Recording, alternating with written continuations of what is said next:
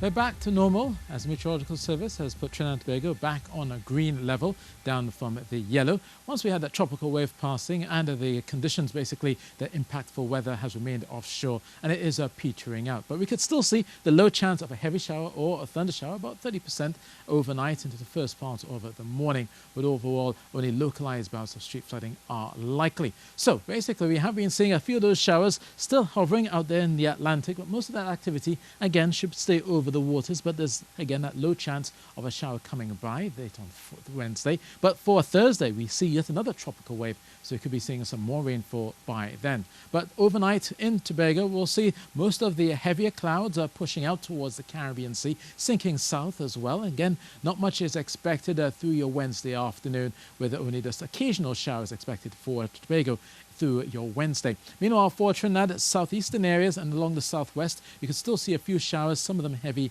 or thundery. And also in the morning, there is that low chance of a heavier shower or thunder shower coming across into Diego Martin or Port of Spain. But overall, you will be seeing a brightness from the east, a lot more sunshine to come by the end of your day. And therefore, we should be seeing with partly sunny skies and just occasional showers for Rio Claro and Guaraguari, as most of the heavier weather continues to move away. So temperature-wise, tonight, 24 degrees Celsius in Trinidad, and we're likely to see 33 degrees Celsius tomorrow's high. And that daytime heating will continue at least the first part of your Wednesday. And then on Thursday, looking for a lot more cloudiness and showers, courtesy of that tropical wave. And by Friday, that tropical wave will leave us, and that will only leave occasional showers, some localized ones, on Saturday for Trinidad, especially around western areas around the Gulf of Paria.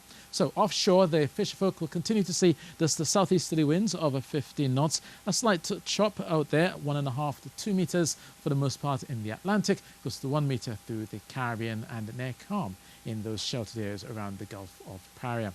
Now, the eastern Caribbean has been seeing the activity from that tropical wave. Out towards the Greater Antilles, however, in the western half, still seeing just the passing showers around Jamaica and for Port-au-Prince and Santo Domingo. It has felt quite warm in parts of the Dominican Republic of late, and that's because they haven't seen any shower activity over the last few days. Meanwhile, for the eastern Caribbean, partly sunny skies for the northern Leeward Islands, and then for Dominica and St. Lucia, we'll pick up a few localized showers here. There's still a jet stream pushing over, so you could be seeing some high-level cloud activating some of those afternoon showers. And then down towards the south for St. George's, Grenada, still expecting some showers trailing in from that tropical wave, but that will quickly clear as they go through their late Wednesday. And still seeing some showers for Georgetown and a high of only 31 degrees Celsius. Now, for Trinidad and Tobago, a wet season has begun, but the first part through June and August is set to be wetter than normal, which means that there will be still an elevated flooding risk, especially for those areas of southern Trinidad. And then into September and November,